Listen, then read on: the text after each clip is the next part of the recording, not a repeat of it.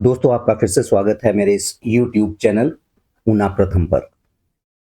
दोस्तों, दीपावली की छुट्टियां आई होप आप सभी ने मनाई होंगी। दोस्तों, दिल्ली पुलिस का कांस्टेबल का एग्जाम निकला हुआ है, तो हमारे कुछ स्टूडेंट्स ने भी भरा है। इसी बात को मद्देनजर रखते हुए आज हम एक सीरीज दिल्ली पुलिस कांस्टेबल के लिए भी शुरू करने जा रहे हैं। ठीक है, तो इस तरह से दो सीरीज हमारी शुरू हो जाएंगी। एक हिमाचल प्रदेश का टेट और टीजीटी, सेकंड दिल्ली पुलिस के लिए, और तीसरा हमारा करंट अफेयर्स। क्योंकि दीपावली की छुट्टियां मैंने भी मनाई, तो इस बार करंट अफेयर्स नहीं हो पाए, लेकिन अब दोबारा से करंट अफेयर्स भी हम शुरू कर देंगे। ठीक है, आप में से बहुत सारे लोगों ने, बहुत सारे स्टूडेंट्स ने दिल्ली पुलिस का भरा होगा, टेस्ट भरा होगा, तो आप उसके लिए तैयारी भी कर रहे होंगे, मैं ये मान के चल रहा हूं। तो आज हम 15 प्रश्न करेंगे, जिसको मैं डिटेल में एक्सप्लेन करूंगा, और उसमें से क्या क्या प्रश्न और निकल सकते हैं हम उसके बारे में भी डिस्कस करेंगे। क्योंकि टॉपिक एक होता है और उसमें से बहुत सारे प्रश्न जो हैं वो निकल कर आते हैं। ठीक, सो आई होप आप पढ़ाई कर रहे होंगे, तो कॉपी पेन लेकर तैयार हो जाइए। आप चेक कीजिए कि आप कहाँ स्टैंड करते हैं, और फिर मैसेज बॉक्स में अपने कितने आपके क्वेश्चंस ठीक हुए वो आप मेंशन जरूर कीजिएगा। क्लियर? तो चलिए शुरू करते हैं आज का प्रश्न उत्तर सेशन।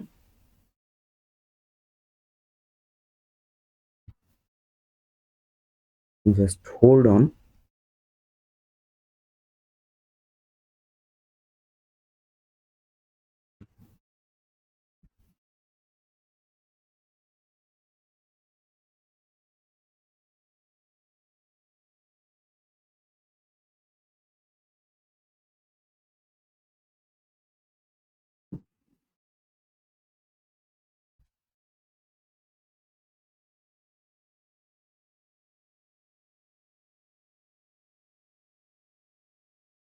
तो दोस्तों, ये रहा पहला प्रश्न।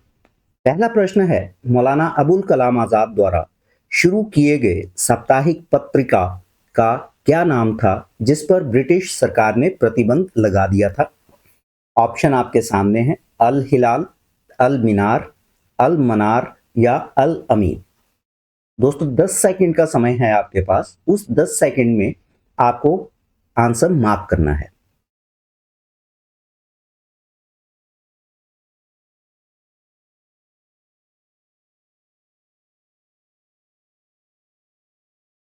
दोस्तों, आपका समय समाप्त होता है अब। चेक कीजिए आपका आंसर ठीक है या गलत। तो दोस्तों, ये है अल हिलाल। मौलाना अबुल कलाम आजाद ने अल हिलाल नामक एक पत्रिका शुरू की थी। ये वीकली थी। ठीक है, इसका प्रकाशन जो है 1912 में शुरू हुआ था। तो कई बार इस तरह से भी प्रश्न आ जाता है कि 1912 में मौलाना अबुल कलाम आजाद ने कौन सी पत्रिका शुरू की थी? तो ये है अल हिलाल। दोस्तों, इस पत्रिका का जो मुख्य उद्देश्य था वो भारतीय मुसलमानों के बीच में राष्ट्रीयता की जो भावना है और सांप्रदायिक भावना जो है उसको प्रेरित करने के लिए था। क्लियर? और इसकी जो वर्डिंग थी वो काफी रेवोल्यूशनरी थी, तो इसलिए यहां पे अंग्रेजों को ये पसंद नहीं आई। तो अल्टीमेटली 1914 में प्रेस एक्ट के तहत इस पर प्रतिबंध लगा दिया था। अब जब मैं बात कर रहा हूं रेवोल्यूशनरी लैंग्वेज की, यानी इसकी जो भाषा थी वो इतनी इफेक्टिव थी कि बहुत जल्दी इसकी जो संख्या है, जो पत्रिका की संख्या है, पब्लिकेशन जो डिस्ट्रीब्यूट होती थी, वो 26,000 पहुंच गई थी। तो अंग्रेजों से ये सहन नहीं हुआ और इसीलिए मौलाना अबुल कलाम आजाद द्वारा शुरू की गई अल हिलाल पर उन्होंने प्रतिबंध लगा दिया और प्रेस को जब्त कर लिया था। आई होप पहला प्रश्न आपका ठीक हुआ होगा। बढ़ते हैं अगले प्रश्न की ओर। हमारा दूसरा प्रश्न है, दिल्ली सल्तनत का वह सुल्तान कौन था जिसकी मृत्यु चौगान यानी पोलो खेलते समय घोड़े से गिरकर हुई थी? ऑप्शन आपके सामने है, इल्तुतमिश, कुतुबुद्दीन ऐबक, रजिया सुल्तान, अलाउद्दीन खिलजी।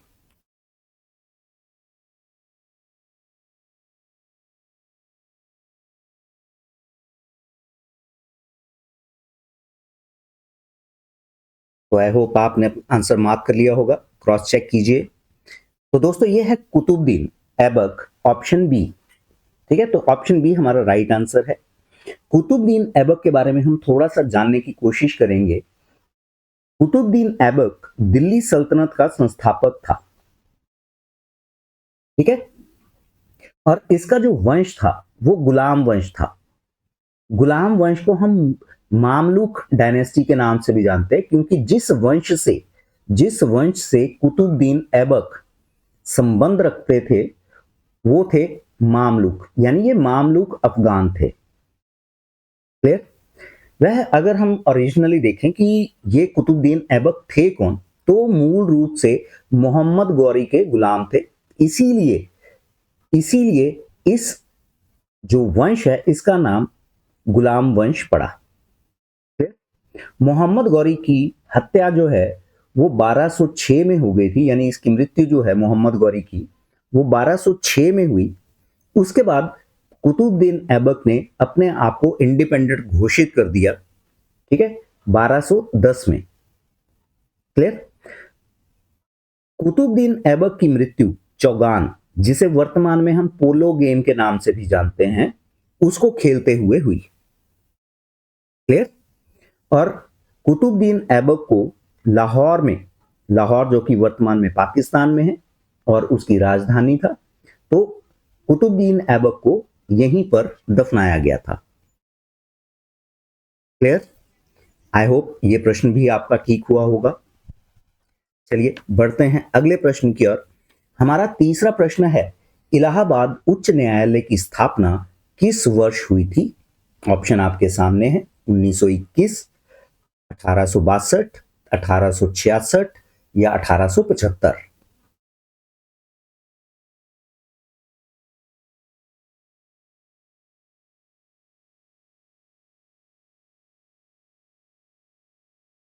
तो दोस्तों आपका समय समाप्त होता है, क्रॉस चेक कीजिए। Option C is right answer. फिर ऑप्शन सी जो है हमारा ये राइट आंसर है। दोस्तों इलाहाबाद हाई कोर्ट की स्थापना 1866 में की गई थी। यहां से सप्लीमेंट्री क्वेश्चंस क्या क्या बन सकते हैं कि इलाहाबाद हाई कोर्ट की स्थापना, इलाहाबाद उच्च न्यायालय की स्थापना किस एक्ट के द्वारा की गई थी, किस अधिनियम के द्वारा की गई थी? तो दोस्तों ये है भारतीय उच्च न्यायालय अधिनियम 1861। क्लियर? तो यहां पे इलाहाबाद हाई कोर्ट की स्थापना जो है ये 1861 के भारतीय उच्च न्यायालय अधिनियम द्वारा की गई थी। 1866 में, ठीक है, 1866 में एक्चुअल में इसका जो ओरिजिनल नेम है वो इलाहाबाद हाई कोर्ट नहीं था। तो 1866 में उत्तरी पश्चिमी प्रांतों के लिए उच्च न्यायालय के रूप में इसे स्थापित किया गया था। क्लियर है? और एक्चुअल में भी ये शुरू से ही इलाहाबाद में नहीं था। इसे कहां स्थापित किया गया था? इसे स्थापित किया गया था आगरा में। और बाद में 1869 में इसे इलाहाबाद ट्रांसफर किया गया था। जो वर्तमान में इलाहाबाद का जो वर्तमान नाम है वो है प्रयागराज। क्लियर? तो इसे कहां स्थापित किया गया? आगरा से शिफ्ट किया गया और इलाहाबाद में इसको स्थापित किया गया। लेकिन अभी भी इसका नाम इलाहाबाद हाई कोर्ट नहीं था। इसको 1919 में बदला गया। ठीक है, अगर आपको याद हो 1919 में मॉन्टेग्यू चेम्सफोर्ड रिफॉर्म्स किए गए थे, मॉन्टेग्यू चेम्सफोर्ड सुधार, उसी दौरान इसका नाम जो है वो इलाहाबाद हाई कोर्ट किया गया। वर्तमान में हालांकि ये प्रयागराज में है, इसका नाम बदलकर इलाहाबाद का नाम प्रयागराज कर दिया गया है, लेकिन हाई कोर्ट का नाम आज भी इलाहाबाद हाई कोर्ट है। और दोस्तों एक एडिशनल इंफॉर्मेशन आप यहां पे लिख लीजिए, इलाहाबाद हाई कोर्ट जो है ये भारत का सबसे बड़ा हाई कोर्ट है, क्योंकि यहां पे जो जजों की प्रस्तावित संख्या है, ठीक है, जो प्रपोज्ड मतलब जो एक डिक्लेयर्ड संख्या है वो 160 है, ठीक है। तो इतनी संख्या में हाई कोर्ट के जजों की संख्या किसी भी हाई कोर्ट में प्रस्तावित नहीं है, क्लियर। तो इसीलिए ये इलाहाबाद हाई कोर्ट भारत का सबसे बड़ा हाई कोर्ट बन जाता है, क्लियर। तो चलिए यहां से बढ़ते हैं अगले प्रश्न की ओर। हमारा चौथा प्रश्न है, इब्न बतूता। इब्न बतूता एक प्रसिद्ध यात्री था, वो किसके शासनकाल में भारत आया था? आपकी ऑप्शन है बलबन, अलाउद्दीन खिलजी, मोहम्मद बिन तुगलक, इब्राहिम लोधी।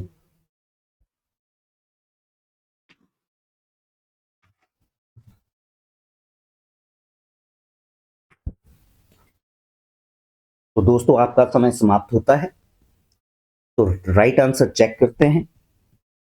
तो राइट आंसर है मोहम्मद बिन तुगलक, यानी ऑप्शन सी। डॉक्टर दोस्तों इब्न बतूता जो था उसका संबंध मोरक्को के साथ था, जो कि 1333 में जो कि 1333 में मोहम्मद बिन तुगलक के शासनकाल में भारत आया था। क्योंकि ये काफी विद्वान था, ठीक है, और मोहम्मद बिन तुगलक इसका प्रशंसक बन गया और उसे दिल्ली का काजी बना दिया गया। तो यहां से एक प्रश्न यहां पे निकलता है कि मोहम्मद बिन तुगलक के काल में, शासन काल में काजी क्या था? तो दोस्तों ये था न्यायाधीश, क्लियर। और इब्न बतूता ने इस पद पर 8 साल काम किया। फिर उसके बाद मोहम्मद बिन तुगलक ने 1342 में, यहां से दोस्तों दो प्रश्न निकलेंगे। पहला, आप इस लाइन को पढ़िए, 1342 ईस्वी में सुल्तान ने उसे अपना राजदूत यानी दूत बनाकर चीन के मंगोल शासक के दरबार में भेजा, क्लियर। तो दोस्तों यहां पे दो प्रश्न निकलते हैं। पहला कि किस सुल्तान ने, दिल्ली सल्तनत के किस सुल्तान ने इब्न बतूता को चीन में दूत बनाकर भेजा? तो मोहम्मद बिन तुगलक। दूसरा प्रश्न ये आ जाता है कि इब्न बतूता को मोहम्मद बिन तुगलक ने किस वर्ष दूत बनाकर चीन भेजा था? और दोस्तों जैसा कि मैं पहले भी बोलता आया हूं कि जो भी टेस्ट होते हैं, जितने भी आपके टेस्ट होते हैं रिक्रूटमेंट के लिए, उसमें पैटर्न ऑलमोस्ट सेम होता है। तो हालांकि हमने ये सीरीज जो है ये दिल्ली के लिए शुरू की है, दिल्ली पुलिस कांस्टेबल्स के लिए, लेकिन ऐसा नहीं है कि ये सिर्फ दिल्ली पुलिस में क्वेश्चंस आएंगे या आते हैं इस तरह के। ये हिमाचल में भी इस तरह के प्रश्न पूछे जाते हैं। दोस्तों कल 25 तारीख है और 25 तारीख को कैबिनेट की कल मीटिंग है, तो उसमें शायद 800 जो वैकेंसीज और निकलनी है कांस्टेबल की, तो उसमें भी एक फैसला लिया जाएगा। तो उसके लिए भी ये प्रश्न बेहद इंपॉर्टेंट है, और टेट और टीजीटी के लिए भी ये बेहद इंपॉर्टेंट है जो आर्ट सेक्शन से बिलोंग करते हैं, क्योंकि वहां पे हिस्ट्री आनी ही आनी है, क्लियर। सो यहां से आपको आई होप ये दो प्रश्न और समझ में आ गए होंगे। दोस्तों इब्न बतूता जब वापस मोरक्को गया, तो वहां के सुल्तान ने इन इब्न बतूता की यात्राओं का एक डिटेल्ड इंफॉर्मेशन ली, और इब्न बतूता की यात्राओं का जो डिटेल्ड इंफॉर्मेशन है, जो बुक है, उसका नाम है रिहला। तो ये प्रश्न भी बहुत आता है कि इब्न बतूता ने अपनी यात्राओं का विवरण किस रूप में दिया है? तो रिहला। तो रिहला जो है एक लिटरेचर है जो कि कंपोज बाय इब्न बतूता। चलिए बढ़ते हैं अगले प्रश्न की ओर। यहां से आई होप आपको कंप्लीट इंफॉर्मेशन मिली होगी। पांचवा प्रश्न है, भारत की पहली पंचवर्षीय योजना किस मॉडल पर आधारित थी? ऑप्शन आपके सामने है, Mahalanobis model, Harrod Domar model, Gadgil model या मनमोहन मॉडल।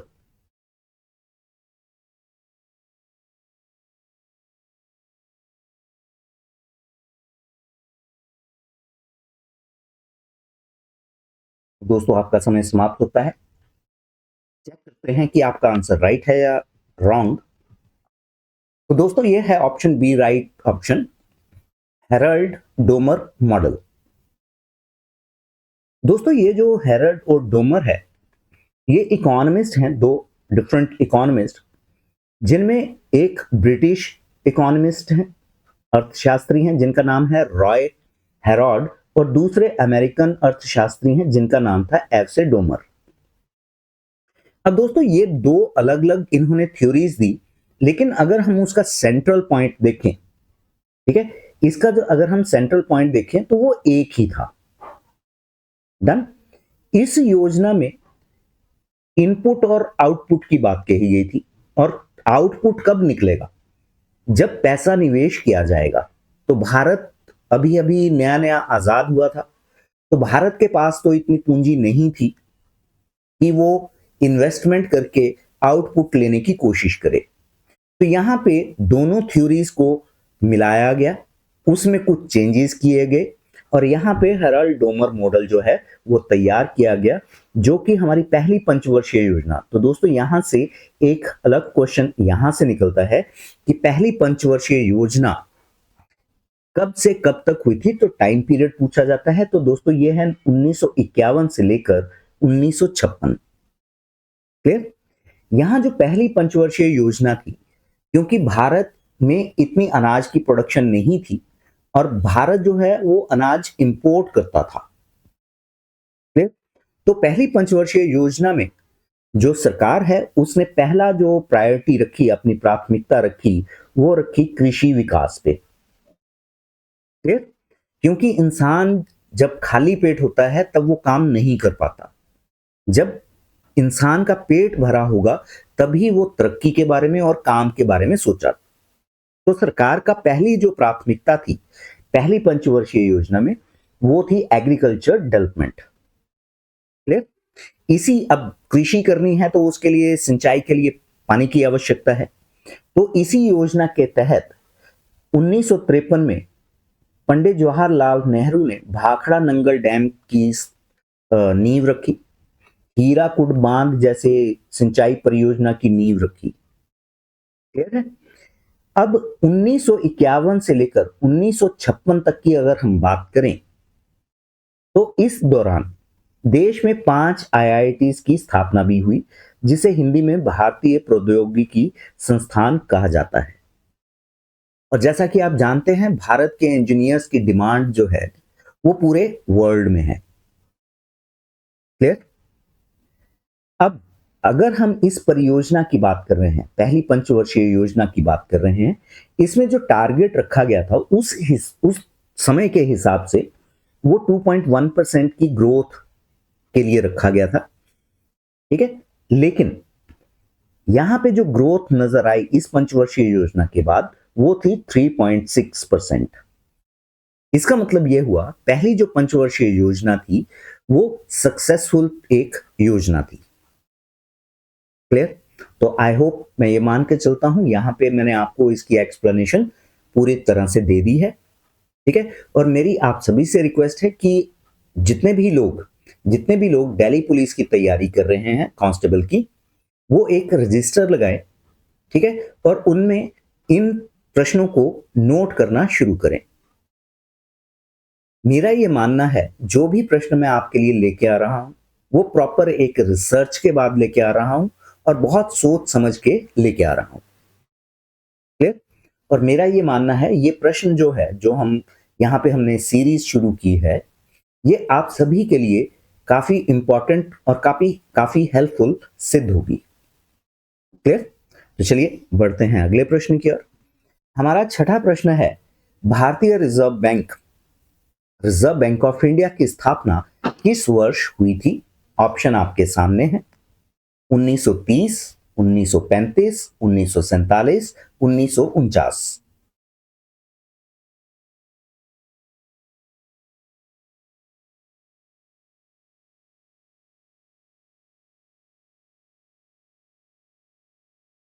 आई होप आपने अपना आंसर मार्क कर लिया होगा।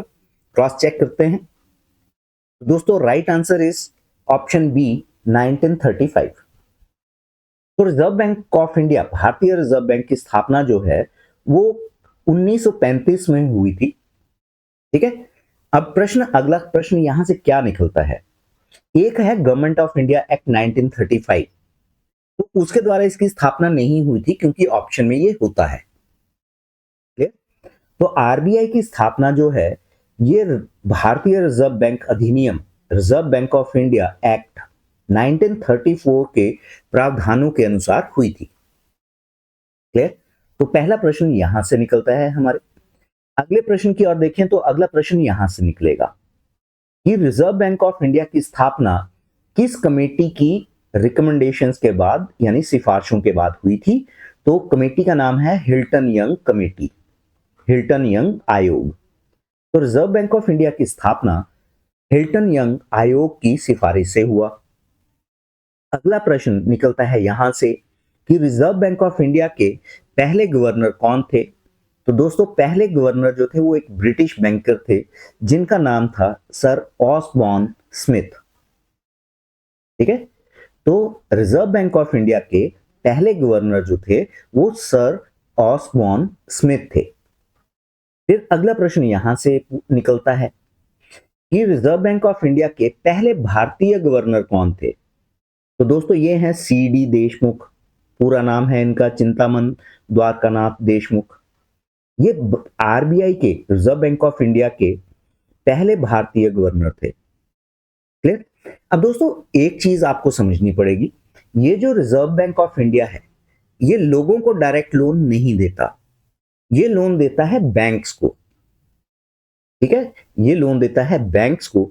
तो इसके बारे में हम एक अलग से वीडियो बनाएंगे, वो छोटा सा वीडियो होगा जहां पे repo rate, reverse repo rate, SLR हम डिस्कस करेंगे। क्लियर? तो अब ये पॉइंट इसको समझिए, ये डायरेक्ट कस्टमर को, लोगों को लोन नहीं देता, ये लोन देता है बैंकों को। ठीक है, ये बैंकों को लोन देता है और बैंकिंग प्रणाली को नियंत्रित करने का काम कौन करता है? आरबीआई।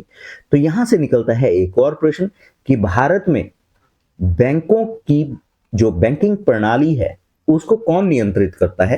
तो ये है reserve Bank of India. Clear?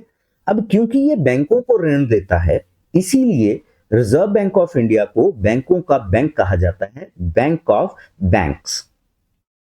Clear? तो यहां से ये एक अलग से प्रश्न बनता है।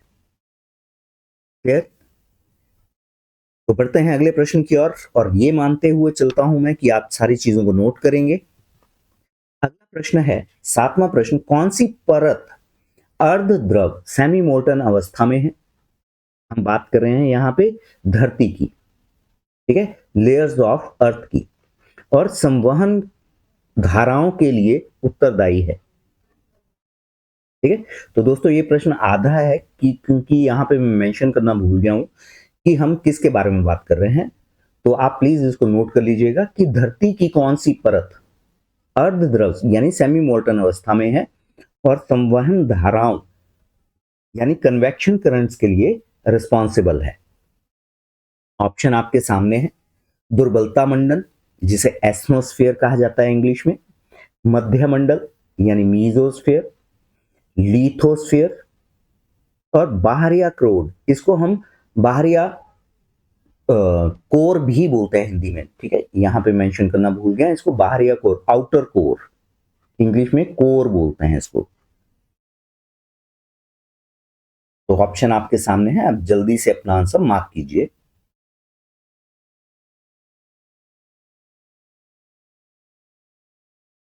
चलिए देखते हैं इसका राइट आंसर क्या है। तो इसका राइट आंसर दोस्तों है ऑप्शन ए, इट इज एस्थनोस्फेयर, जिसे हिंदी में बोलते हैं दुर्बलता मंडल। एस्थनो का मतलब ही दुर्बल होता है।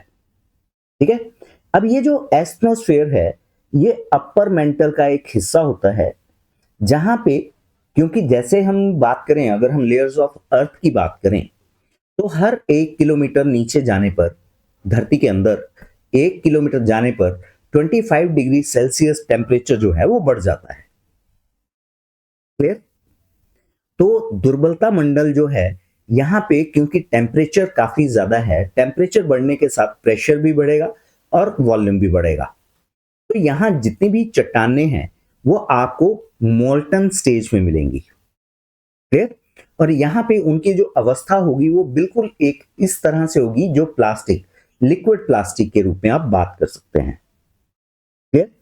इसी परत में जो कन्वेक्शन करंट्स होते हैं ये टेक्टोनिक प्लेट्स को एनर्जी प्रोवाइड करते हैं, क्योंकि टेक्टोनिक प्लेट्स जो हैं वो आपस में फ्रिक्शन पैदा करेंगी और उस फ्रिक्शन पैदा होने के कारण एनर्जी जो है वो प्रोड्यूस होगी। क्लियर है? अब यहां पे अगर हम बात करें कि जो टेक्टोनिक प्लेट्स हैं इनको ये ऊर्जा प्राप्त कर रही हैं, लेकिन यहां पे ऊपर जो टेक्टोनिक प्लेट्स तैर रही हैं उनको खींचती हैं अपनी ओर और धकेलती हैं।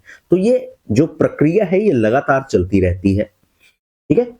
और यही जो प्रक्रिया है ये किसके लिए जिम्मेवार है?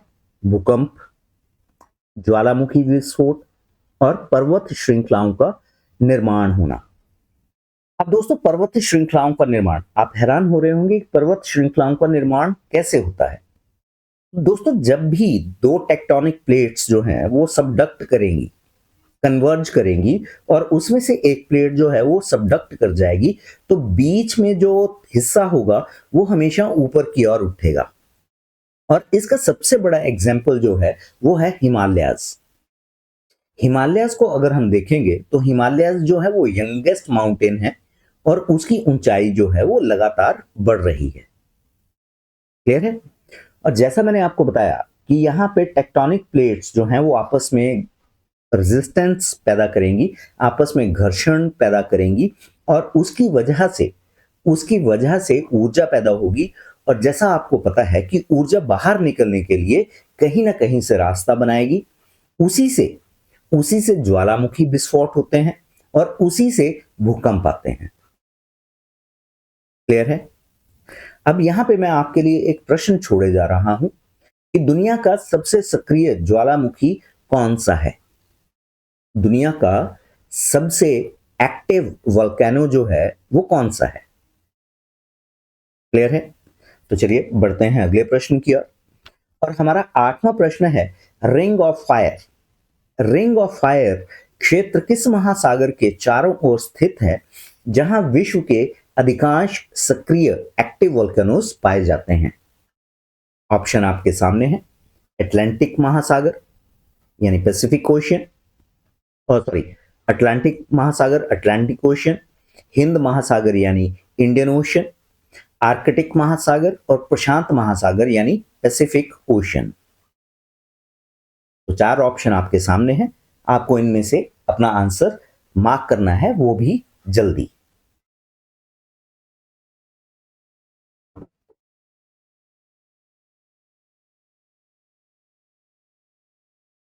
आई होप आपने अपना आंसर मार्क कर लिया होगा। Let's cross check it. तो दोस्तों, right option is option D, प्रशांत महासागर यानी पैसिफिक ओशन। दोस्तों, पैसिफिक ओशन की अगर हम बात करें तो पैसिफिक ओशन में ही पाया जाता है रिंग ऑफ फायर। ठीक है? ये वह एक ऐसा एरिया है जहां पे वर्ल्ड के 75% एक्टिव वोल्केनोस यानी सक्रिय ज्वालामुखी पाए जाते हैं। और क्योंकि यहाँ पे विस्फोट होते रहते हैं, इसीलिए दुनिया के 90% भूकंप जो है वो इसी क्षेत्र में आते हैं। क्लियर? अब जैसा मैंने पिछले क्वेश्चन में भी डिस्कस किया कि टेक्टोनिक प्लेट्स की जो कन्वर्जेंस है या उसी के कारण ये भूकंप आते हैं, तो सबसे ज्यादा जो कन्वर्जेंस है वो टेक्टोनिक प्लेट्स की वो यहीं पर है। वहीं अगर हम इसके एरिया की बात करें तो यह जो एरिया है ये उत्तरी और दक्षिणी अमेरिका के पश्चिम तटों से लेकर एशिया और ऑस्ट्रेलिया के पूर्वी तटों तक फैला हुआ है। ठीक है? ऑस्ट्रेलिया के पूर्वी तटों तक फैला हुआ है। इस बात पे ध्यान दीजिए क्योंकि यहां से एक प्रश्न निकलता है कि कौन सा ऐसा एक महाद्वीप है जिसपे कोई भी ज्वालामुखी नहीं है। तो दोस्तों वह है ऑस्ट्रेलियन कॉन्टिनेंट। वहीं यहां से अगर हम बात करें तो यहां से हमारे कुछ क्वेश्चंस निकलेंगे और इसको मैंने स्पेशली मेंशन किया है अगर हम एरिया की बात कहें तो साउथ अमेरिका की बात हमने करी यहाँ पे कि साउथ अमेरिका से ये पाए जाते हैं। तो एंडीज पर्वत, एंडीज माउंटेन रेंज जो है वो कहाँ पाई जाती है? तो ये पाई जाती है दक्षिण अमेरिका में। ठीक है, इसके बाद उत्तरी अमेरिका में रॉकी पर्वत जो और अलास्का का एरिया आ जाएगा। इसके बाद रूस का केमचटका, ठीक है, यहाँ पे केमचटक लिखा हुआ है, केमचटका है ये प्रायद्वीप, यहाँ पे पाया जाता है। और दोस्तों ये रिसेंटली काफी चर्चा में था क्योंकि यहाँ पे बहुत तीव्रता से यहाँ पे भूकंप आया था। ठीक है, ये खुशकिस्मती है कि यहाँ पे लोग बहुत कम रहते हैं, इसीलिए यहाँ पे नुकसान ज्यादा नहीं हुआ। क्लियर है? और वो पिछले 12 वर्षों का, पिछले 12 या 13 वर्षों का आई थिंक सबसे जो कहेंगे सबसे तीव्रता से आने वाला जो भूकंप था ये था केमचटका में। क्लियर है? इसके बाद जापान, जापान क्योंकि जापान में सबसे ज्यादा भूकंप आते हैं क्योंकि ये धरती के सेंटर में है इसीलिए। Then Philippines, Indonesia, New Zealand. तो दोस्तों यहां पे मैं कुछ प्रश्न आपके लिए छोड़े जा रहा हूं, उन प्रश्नों को आप नोट कीजिएगा और उन प्रश्नों का आंसर जो है वो मैसेज बॉक्स में जरूर कीजिएगा। मेरा पहला प्रश्न है कि दुनिया की सबसे लंबी पर्वत श्रृंखला कौन सी है? और जो मैं प्रश्न आपसे पूछ रहा हूं ये किसी ना किसी एग्जाम में पूछे गए हैं, चाहे वो सेंटर का एग्जाम है चाहे वो स्टेट का एग्जाम है। क्लियर? तो पहला प्रश्न, दुनिया की सबसे लंबी पर्वत श्रृंखला माउंटेन रेंज कौन सी है? क्लियर? इसके बाद अगला प्रश्न यह है कि दुनिया के सबसे ज्यादा एक्टिव वॉल्केनोज कौन से देश में पाए जाते हैं? क्लियर? तो यहां से दो प्रश्न मैं आपके लिए छोड़े जा रहा हूं। डन? बढ़ते हैं अगले प्रश्न की ओर।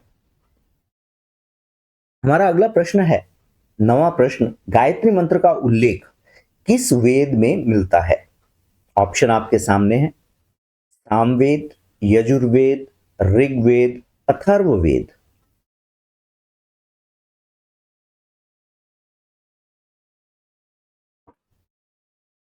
दोस्तों एक क्वाइट एन इजी क्वेश्चन, बहुत आसान प्रश्न है ये। आई होप आपने अपना आंसर मार्क कर लिया होगा, चेक करते हैं। तो इसका राइट आंसर जो है वो ऑप्शन सी ऋग्वेद है। ठीक है, हमारे स्कूलों में भी गायत्री मंत्र जो है वो बहुत सारे स्कूल ऐसे हैं जहां पे गायत्री मंत्र का प्रार्थना के बाद जो है इसको बोला जाता है। ठीक है, अब प्रश्न यहां से क्या निकलता है कि गायत्री मंत्र का उल्लेख किस वेद में है? तो यह है ऋग्वेद में। दोस्तों जैसा कि आप जानते हैं कि ऋग्वेद जो है भारत का सबसे पुराना वेद माना जाता है। तो पहला प्रश्न यहां से निकलेगा कि ऋग्वेद जो है भारत का सबसे पुराना वेद है। क्लियर? अगला कि ये जो गायत्री मंत्र है, ये जो गायत्री मंत्र है ये किसको समर्पित है? तो दोस्तों ये है सावित्र को। ठीक है, सावित्र।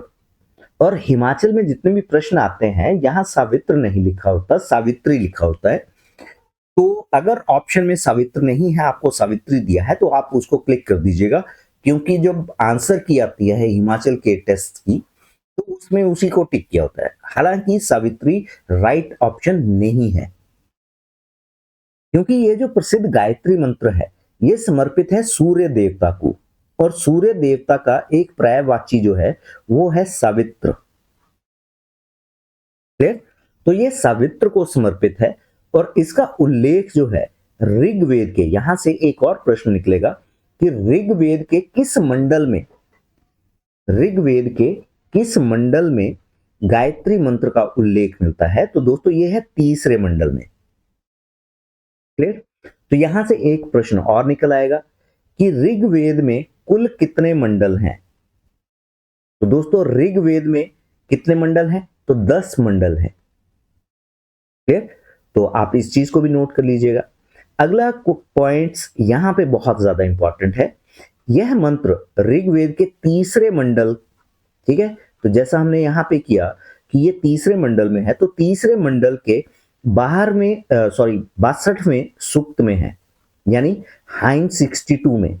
हाइम यानी प्रार्थनाएं, ठीक है। अगर हम आसान भाषा में कहें तो हाइम यानी सूक्त क्या है, वो है प्रार्थनाएं।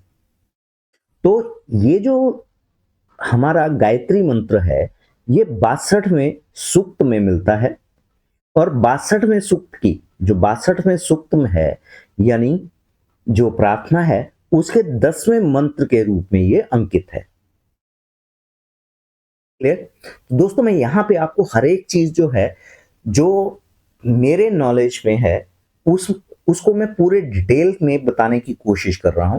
लेकिन फिर भी अगर आपका कोई प्रश्न है तो आप उसको मुझे बताइएगा, तो उसको मैं जरूर आंसर करने की कोशिश करूंगा। क्लियर? बढ़ते हैं अगले पॉइंट की ओर। यहां पे अगला प्रश्न जो है वो यहां से निकलता है कि ऋग्वेद का ये जो भाग है, ठीक है, ऋग्वेद के रचयिता, यानी यहां पे गायत्री मंत्र के रचयिता किसको माना जाता है, तो ये है महर्षि विश्वामित्र। ऋग्वेद के पहले पार्ट के, या ऋग्वेद के, हम बोल सकते हैं कि रचयिता कौन है, या प्रश्न इस तरह से भी आ सकता है कि गायत्री मंत्र के रचयिता कौन है, तो वो है महर्षि विश्वामित्र। यहां पे दोस्तों मैं एक प्रश्न आपके लिए और छोड़ा जा रहा हूं कि महर्षि विश्वामित्र का नाम आपने बिल्कुल सुना होगा, ये मान के चलता हूं, लेकिन महर्षि विश्वामित्र के बारे में आप क्या जानते हैं, इसका मैसेज बॉक्स में रिप्लाई कीजिएगा। क्लियर? महर्षि विश्वामित्र जो है वो उनको आपने एक सीरियल में भी देखा होगा जो टीवी पे आता था, तो ये मैं आपके लिए हिंट छोड़े जा रहा हूं। बढ़ते हैं 10वें प्रश्न की ओर। हमारा 10वां प्रश्न है, वर्ष 2025 का नोबेल शांति पुरस्कार किसे प्रदान किया गया है?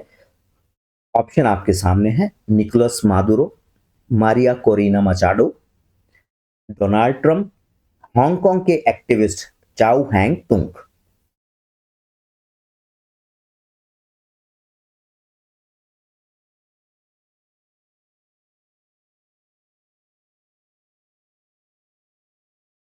तो दोस्तों, आई होप आपने आंसर मार्क कर दिया होगा। दोस्तों, ये इस वर्ष के लिए, इस वर्ष में 2025 में जितने भी एग्जाम होने हैं, आप मान के चलिए कि ये जो नोबेल पुरस्कार हैं, इनमें से एक प्रश्न जरूर आना है। और वहीं अगर मुझे प्रश्न डालना हो तो मैं डेफिनेटली नोबेल शांति पुरस्कार की बात करूंगा। क्लियर? यहां से एक प्रश्न जो है वो और किस तरह से पूछा जा सकता है, वो भी मैं आपको बताऊंगा। तो चलिए पहले इस प्रश्न को डिस्कस कर लेते हैं कि वर्ष 2025 का नोबेल शांति पुरस्कार किसको मिला है। आपने आंसर मार्क कर लिया होगा। तो दोस्तों, ये है option B, Maria Corina Machado. दोस्तों, यहां पे एक प्रश्न यहां से निकल सकता है कि मारिया कोरिना मचाडो जो है, उसका संबंध किस देश से है? तो दोस्तों, ये है वेनेजुएला से। ये वेनेजुएला की अपोजिशन पार्टी की लीडर हैं, ठीक है।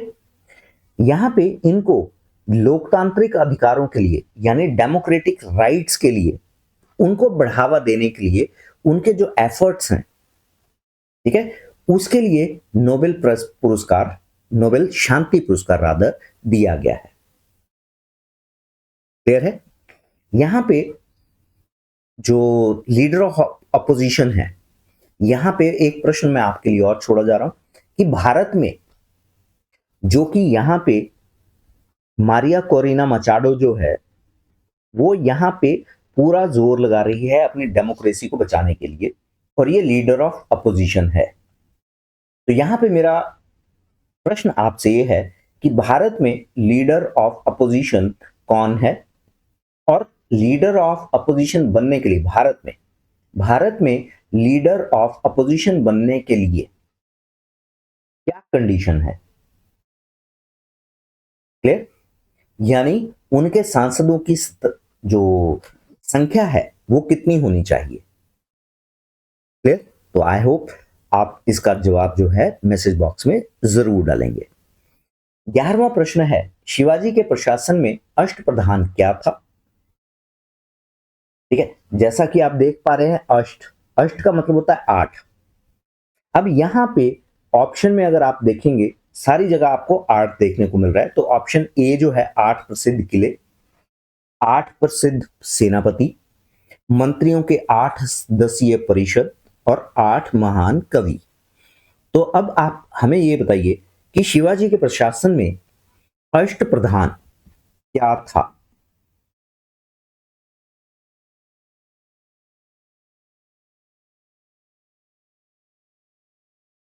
दोस्तों आपका समय समाप्त होता है अब, तो चेक कीजिए इसका राइट आंसर। दोस्तों right answer option is option C, मंत्रियों की 8 सदस्यीय परिषद। ठीक है, शिवाजी की अगर हम मंत्रिमंडल की बात करें तो शिवाजी के मंत्रिमंडल में 8 सदस्य होते थे, यानी 8 मंत्री होते थे। क्लियर? तो जिनको अष्टप्रधान कहा जाता था। अब यहां पे कुछ इंपॉर्टेंट जो मंत्रालय हैं शिवाजी की परिषद में, उसके बारे में आपको बता देता हूं जहां से प्रश्न पूछे जाते हैं। अब यहां पे पहला प्रश्न, पहला तो यही आ गया कि अष्टप्रधान क्या थे, तो आपको पता चल गया कि मंत्रियों की 8 सदस्यीय परिषद थी। अगला प्रश्न आता है कि जो शिवाजी महाराज हैं, शिवाजी महाराज में के जो अष्टप्रधान थे उसमें पेशवा क्या थे? तो दोस्तों ये हैं प्रधानमंत्री। तो पहला प्रश्न यहां से निकलता है। क्लियर? सेकंड क्वेश्चन यहां से निकलता है कि शिवाजी महाराज के प्रशासन में अमात्य क्या थे? तो दोस्तों अमात्य यानी वित्त मंत्री, यानी फाइनेंस मिनिस्टर। जो वर्तमान में अगर हम बात करें तो वर्तमान में वित्त मंत्री कौन है, आप मुझे मैसेज बॉक्स में इसको जरूर मेंशन करें। क्लियर? तीसरा, सचिव शाही पत्राचार, यानी किसी भी और राज्य के साथ और राज्य को कोई भी लेटर भेजना है, ठीक है, तो उसको भेजने का काम कौन करेगा? वो काम करेगा सचिव। क्लियर? इसके बाद सुमंत, यहां से प्रश्न आता है, बहुत इंपॉर्टेंट पॉइंट है ये। सुमंत, सुमंत यानी विदेश मंत्री, जो वर्तमान में हमारे जयशंकर प्रसाद जयशंकर जी हैं, एस जयशंकर। क्लियर? इसके बाद सेनापति थे, न्यायाधीश आदि शामिल थे। तो यहां पे मैंने जो इंपॉर्टेंट है वो दिए हुए हैं। ठीक है, इसके बाद यहां पे आ जाएगा जो पंडित जी होंगे, जो धार्मिक कार्यों के लिए होंगे, वो इतने ज्यादा इंपॉर्टेंट नहीं है। क्लियर? तो आई होप आप सभी लोग इस चीज को नोट कर रहे होंगे। बढ़ते हैं अगले प्रश्न की ओर। हमारा 12वां प्रश्न है, अशोक के अभिलेखों को पढ़ने के लिए, डायसेफर में करने के लिए पढ़ने में पहली सफलता किस विद्वान को प्राप्त हुई थी? ऑप्शन आपके सामने है, William Jones, Alexander Cunningham, James Prinsep, Max मुलर।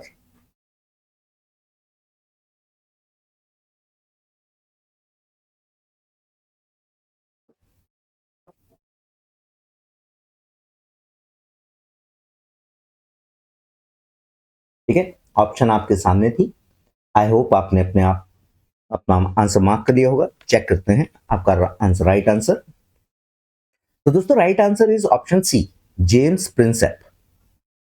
दोस्तों जेम्स प्रिंसेप जो है वो एक ब्रिटिश आर्कियोलॉजिस्ट थे। ठीक है, तो जेम्स प्रिंसेप प्रिंसेप ने 1837 में ब्राह्मी लिपि में लिखे गए अशोक के अभिलेखों को पढ़ने में सफलता प्राप्त की थी।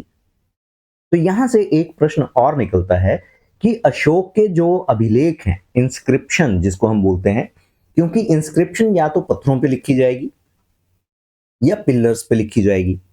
इंस्क्रिप्शन का मतलब क्या होता था कि उस वक्त राजा जो भी आदेश देता था या घोषणा करता था उसको पत्थरों पे लिख दिया जाता था, खोद दिया जाता था, ताकि आम जनता उसको पढ़ सके। क्लियर?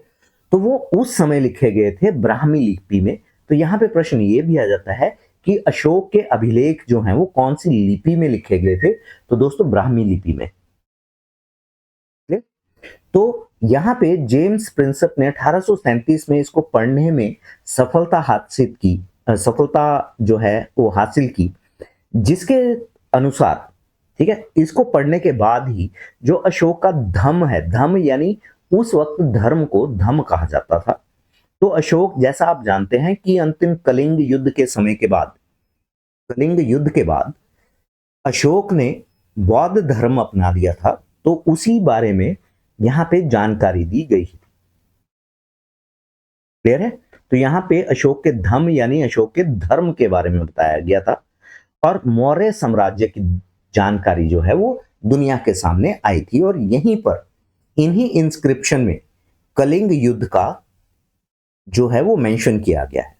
अब यहां पे मैं एक प्रश्न आपके लिए और छोड़े जा रहा हूं कि अशोक के कौन सी इंस्क्रिप्शन में, अशोक के कौन से अभिलेख में कलिंग युद्ध का वर्णन किया हुआ है? क्लियर? चलिए बढ़ते हैं अगले प्रश्न की ओर। 13वां प्रश्न है, भारत के किस राज्य में प्रसिद्ध मधुबनी चित्रकला शैली यानी पेंटिंग स्टाइल प्रसिद्ध है? ऑप्शन आपके सामने है, बिहार, ओडिशा, पश्चिम बंगाल, राजस्थान।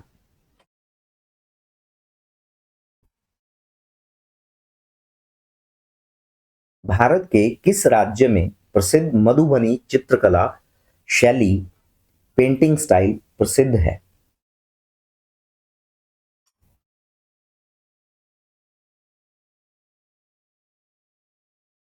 आई होप आपने आंसर मार्क कर लिया होगा। Check it out. तो दोस्तों ये है बिहार।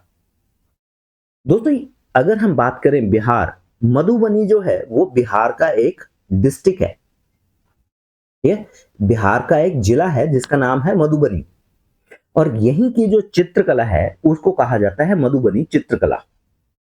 अब अगर हम एरिया की बात करें तो इसे हम कहा जाता है मिथिला। इस एरिया की अगर हम बात करें तो इसको मिथिला भी कहा जाता है। ठीक है, अब यहां पे मिथिला जो है वो रिसेंटली काफी चर्चा में था।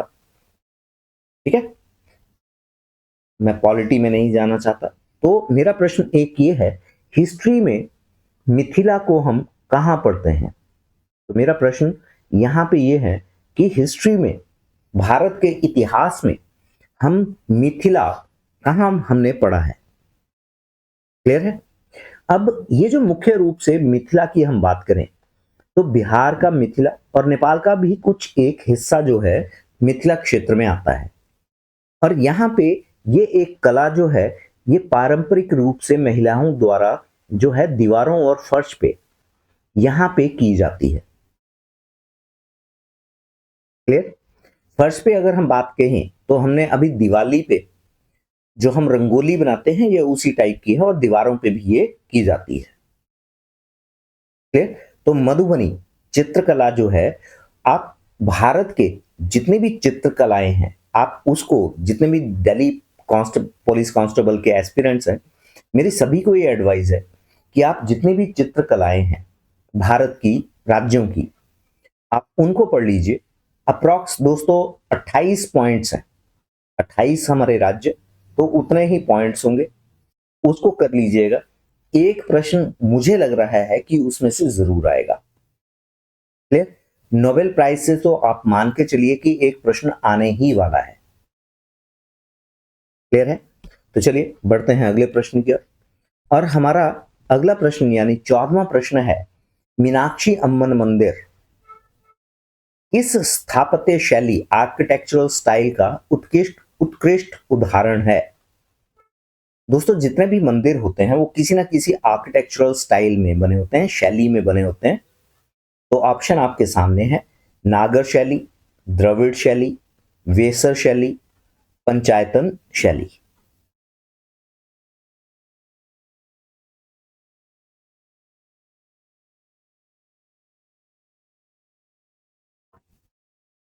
आई होप आपने अपना आंसर मार्क कर लिया होगा। चेक करते हैं कि आपका आंसर ठीक है या गलत।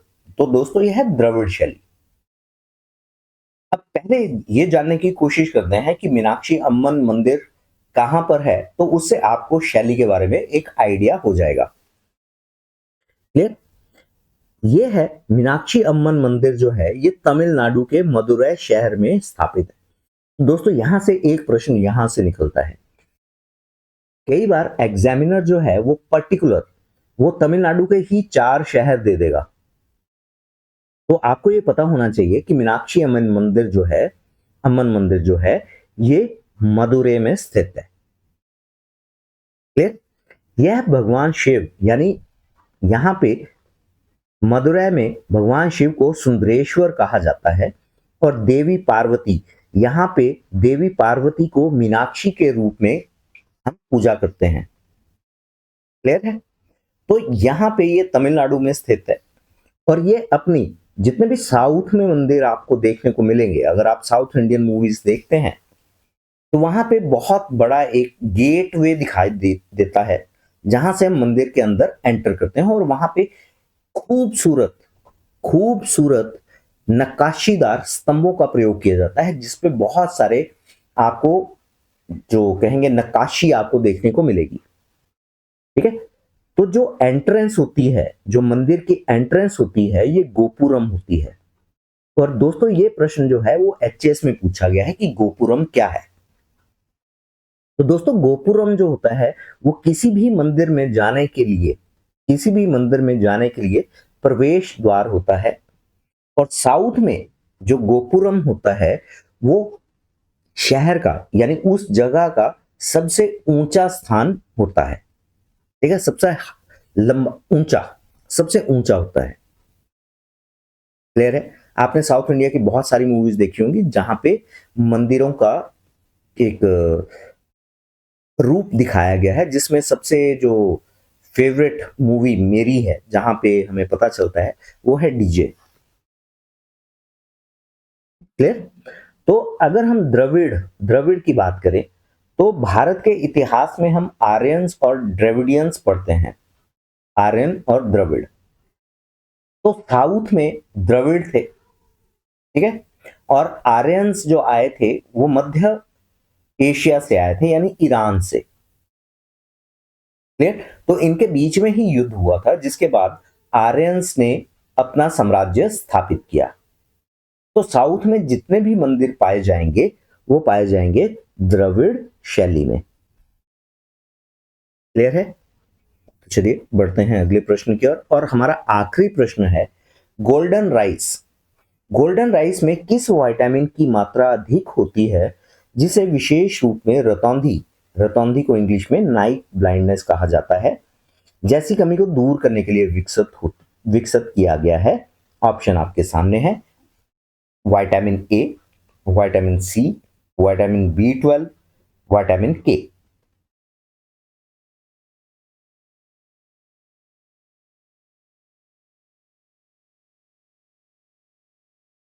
आई होप आपने अपना आंसर मार्क कर दिया होगा। चेक करते हैं कि आपका प्रश्न ठीक हुआ या गलत। तो दोस्तों ये है विटामिन ए। दोस्तों ये प्रश्न जो है हिमाचल में किसी और रूप में पूछा जाता है कि नाइट ब्लाइंडनेस किस विटामिन की कमी से होती है।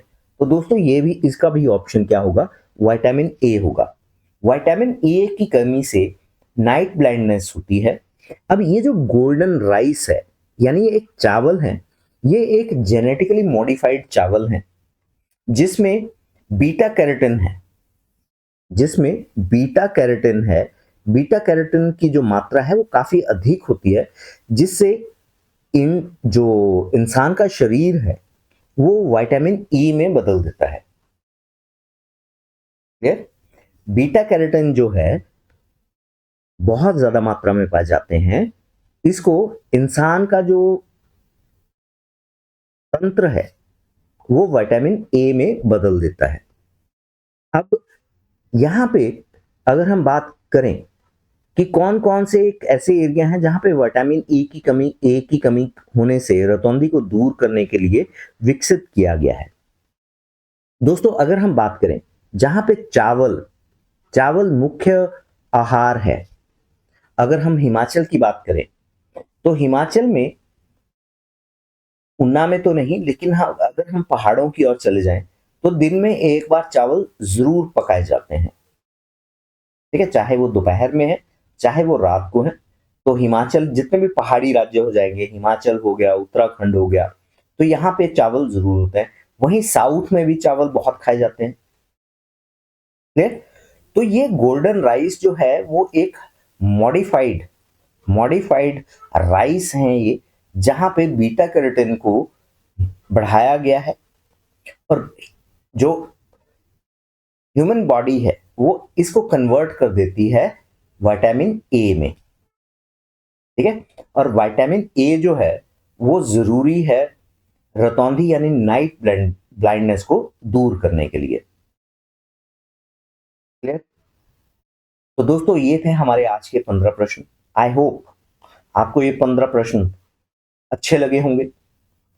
अपना अपना स्कोर जरूर मेंशन कीजिएगा कि आपके कितने प्रश्न जो हैं वो ठीक हुए हैं। और यदि आपका कोई प्रश्न है, आप चाहते हैं किसी पर्टिकुलर टॉपिक पे प्रश्न बनाया जाए, तो आप उसको जरूर मेंशन कीजिएगा। दिल्ली पुलिस कांस्टेबल के बारे में आपकी कोई भी एप्रीहेंशन है, आपका कोई भी प्रश्न है, आप उसको भी जरूर मेंशन कीजिएगा, क्लियर। तो दोस्तों हम टीजीटी और टेट की सीरीज के साथ इस सीरीज को कंटिन्यू रखेंगे, ठीक है, और साथ में करंट अफेयर्स को भी हम जारी रखेंगे। तो मेरा सभी को ये एक एडवाइस है कि आप वीडियोस को लगातार देखते रहें और सभी जो हैं वो अपने अपने नोट्स बनाते रहें, और किसी के मन में कोई भी प्रश्न आता है तो उसको मैसेज बॉक्स में जरूर मेंशन कीजिए, क्लियर। तो आई होप आपको ये वीडियो पसंद आया होगा। यदि आपको ये वीडियो पसंद आया है तो आप अपने दोस्तों के साथ इसको शेयर कीजिए। जो यहां पे निशान मेंशन किया हुआ है इसको लाइक कीजिए, और अगर आपकी कोई डिमांड है तो उसको मेंशन जरूर कीजिए। तो दोस्तों आज का वीडियो हम यहीं समाप्त करेंगे। Wish you all the best. Thank you very much.